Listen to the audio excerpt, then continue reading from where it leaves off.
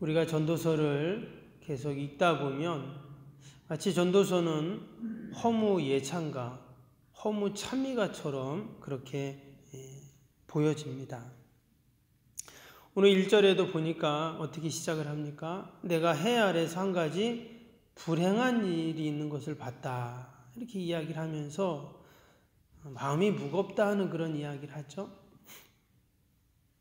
불행을 말하고 또 마음이 무겁다는 말을 하고 또 밑에 계속 나오는 말이 헛되다는 또 무엇이 유익하냐, 바람을 잡는 것과 같다, 이런 말들이 계속 나옵니다.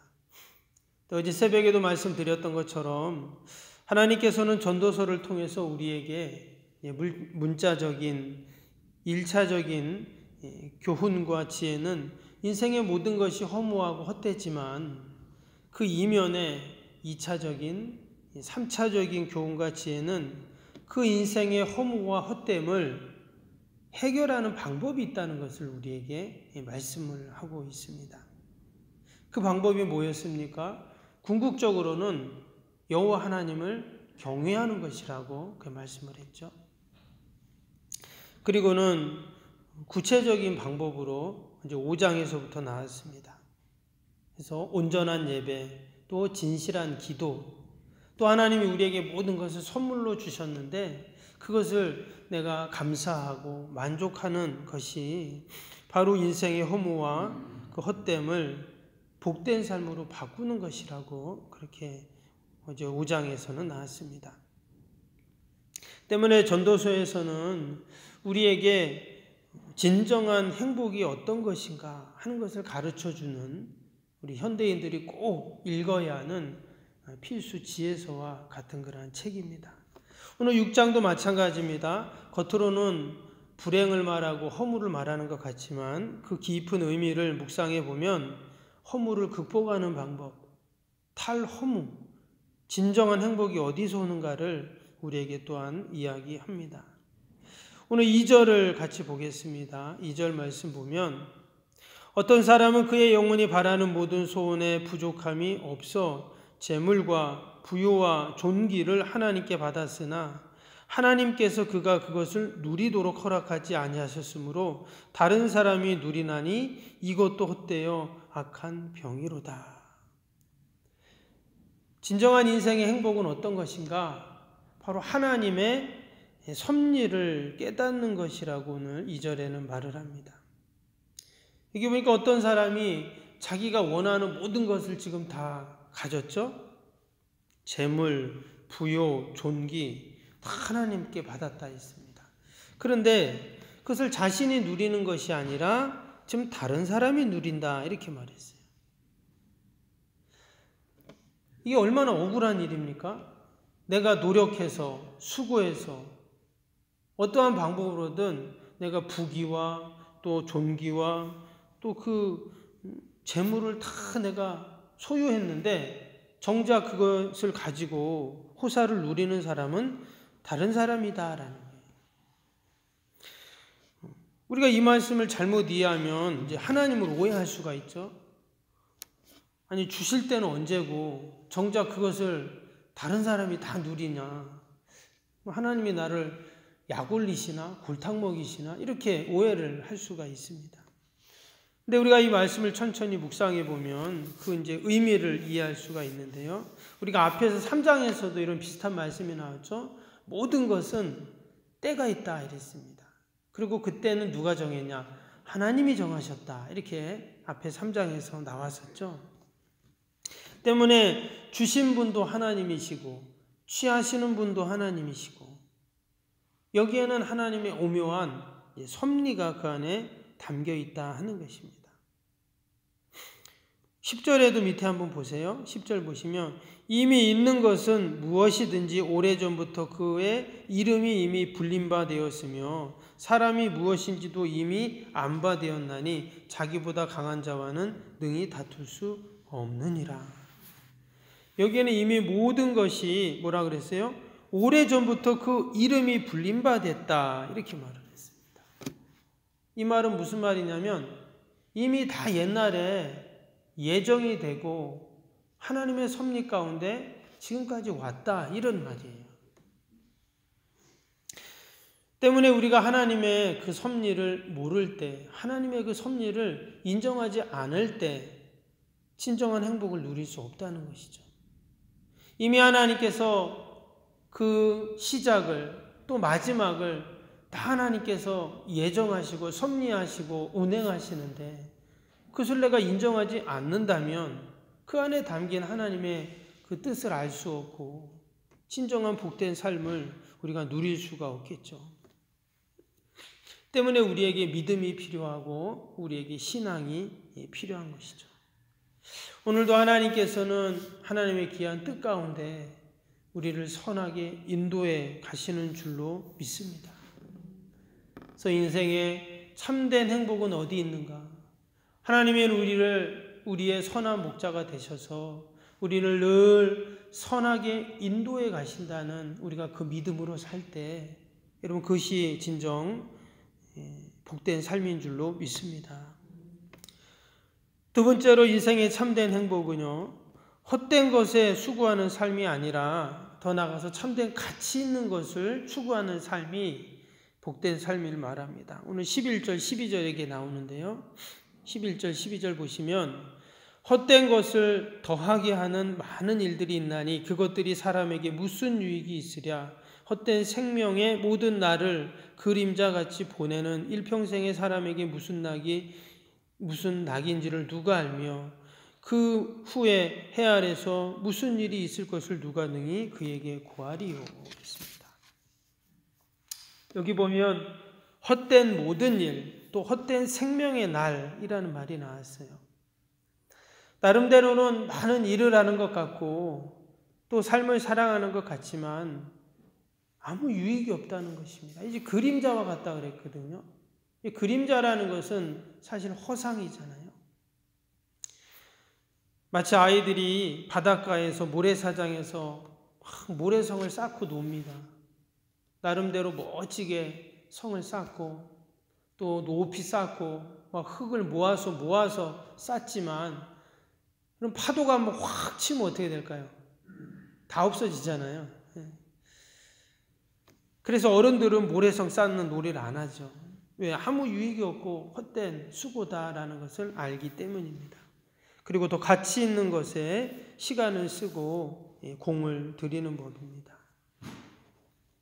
오늘 말씀을 보니까 헛된 일에 대한 예를 쭉 지금 기록을 했는데요. 2절에는 재물에 대한 얘기를 했고요. 3절은 자녀에 대한, 6절에는 장수에 대한, 또 7절에는 식욕에 대한 그러한 이야기를 쭉 합니다.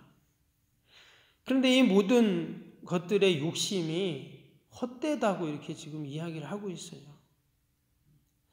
어찌 보면 이것은 사실 우리의 삶이죠. 물질에 대한, 자녀에 대한, 또 건강해서 장수하고자 하는, 또 뭐 먹는 것에 대한. 여러분, 이 모든 것들이 사실 우리의 삶과 아주 뭐 그냥 뗄래야 뗄 수 없는, 어찌 보면 우리의 삶 자체이잖아요. 근데 지금 이 전도서에서는 뭐라고요? 이것이 헛되다는 거예요. 3절을 보십시오. 3절에 사람이 비록 100명의 자녀를 낳고 장수하여 사는 날이 많을지라도 그 영혼은 그러한 행복으로 만족하지 못하고 이랬어요. 당시에 자녀가 많다는 것은 그에게는 그 자녀가 재산이었거든요. 아마 여기 100명의 자녀를 낳고라는 말을 보면 지금 이 전도자가 지금 솔로몬이잖아요. 전도서를 쓴 사람이. 솔로몬은 엄청나게 자녀 많았잖아요. 왕비와 후궁들이 많았기 때문에 아마 자녀들이 수백 명은 되었을 것입니다. 그러니까 자신이 그처럼 자식이 이제 많아 보았는데 만족이 없다는 거예요. 재산도 많고 어마어마하죠. 그런데 여전히 그것이 행복의 기준이 될 수 없다는 것을 그가 이제 깨달은 것입니다. 7절도 보세요. 사람의 수고는 다 자기의 입을 위함이나 그 식욕은 채울 수 없느니라. 왕이니까 얼마나 많은 산의 진미를 먹어봤겠어요. 근데 이것저것 다 먹어봐도 결국은 하루에 3끼 먹는 거잖아요. 여러분, 우리가 세 끼 먹은 것이 얼마 안 된다고 해요. 그동안은 계속 하루에 한 끼, 뭐 아니면 두 끼를 이렇게 먹었다고 하는데, 우리가 지금 세 끼를 먹잖아요. 근데 세 끼 먹는 것은 먹는 것인데, 어떤 사람은 막 5끼, 10끼 먹는 사람 아무도 없거든요. 결국은 그것이 우리의 인생에 행복이 될 수 없다라는 것을 이야기하는 것입니다. 독일의 유명한 괴테라는 시인이 있죠. 이 사람은 뭐 시인뿐만 아니라 정치가이면서 과학자이면서 아주 유명한, 지금부터 200년 이상 전의 사람인데, 지금도 독일 사람들은 이 괴테를 천재 중에 천재다 이렇게 이제 이야기를 합니다. 근데 그 사람이 파우스트라는 아주 유명한 그런 이제 세계적인 걸작을 이제 썼죠. 후대 학자들은 그를 마치 신의 경지에 이른 그러한 문학가다 이렇게 평가를 합니다. 근데 이 사람이 자기 애인한테 쓴 편지가 있어요. 근데 그 편지 내용 중에 이런 글이 있습니다. 저것도 예화집을 보다가 봤는데, 그의 나이 75세 되었을 때 자기 애인인 에커만이라는 여인에게 편지를 썼는데 거기 이런 글을 남긴 거예요. 어떤 내용이냐면, 나는 늘 세상 사람들로부터 운명의 총아처럼 칭찬을 받아왔어. 물론 나는 나의 생애를 돌이켜 보고서 불행을 늘어놓으려는 심사는 아니요. 그러나 사실대로 말한다면 그것은 고통과 일의 연속에 불과였어. 75년 생애 동안 단 한 달도 즐겁다고 생각한 적은 한 번도 없었어. 모든 사람으로부터 천재라는 말을 듣고 총애를 받았던 그 괴테가 그 인생의 마지막에 진실한 고백을 뭐라고 했냐면, 나는 지난 75년 동안 한 달도 행복한 적이 없었어. 이렇게 말했다는 거예요. 그럼 오늘 전도서 6장을 기준으로 이 괴테의 고백을 우리가 이해한다면, 괴테가 왜 이러한 고백을 했는가? 그는 인생의 행복을 자신에게서 찾으려고 했기 때문이라는 거예요. 근데 여러분, 진정한 행복은 어디서 옵니까? 하늘에서 오는 줄로 믿습니다. 우리를 복되게 하시는 분은 하나님이시잖아요. 때문에 모든 인생의 행복은 땅에 있는 것이 아니라 하늘로부터 내려지는 것을 우리가 알 때, 지금 전도서는 그 지혜를 우리에게 가르쳐 주는 거예요. 근데 사람들은 끊임없이 땅에서 그 행복을 찾으려고 모으려고 하니까 행복이 없는 거죠. 늘 불평하고 늘 채워지지 않고. 근데 어느 날 우리가 땅이 아니라 하늘을 볼 때, 그래서 모든 여러분 짐승은 어디를 봅니까? 땅을 봅니다. 근데 오직 하나님께서는 하나님의 형상대로 지음받은 인간만 하늘을 보게 만드셨어요. 우리가 하늘을 보고 하늘에서 지혜를 얻고 하늘에서 내려주시는 신령한 것을 우리가 공급받을 때, 즉 전도서에서 말하는 여호와를 경외할 때, 우리가 진정 복된 삶을 누리게 될 줄로 믿습니다. 오늘도 전도서에서 우리에게 말씀하시는 이 귀한 교훈과 지혜를 우리가 꼭 기억하고 하나님이 주시는 그 은혜와 복을 누리는 저와 여러분이 되시기를 주님의 이름으로 축복합니다.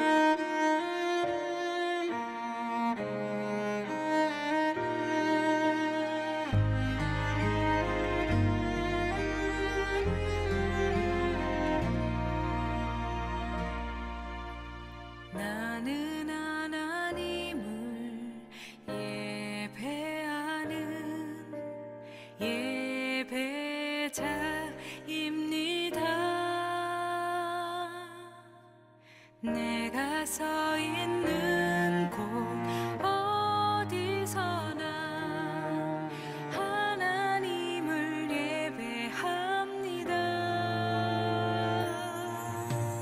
나는 하나님을 예배하는 예배자입니다.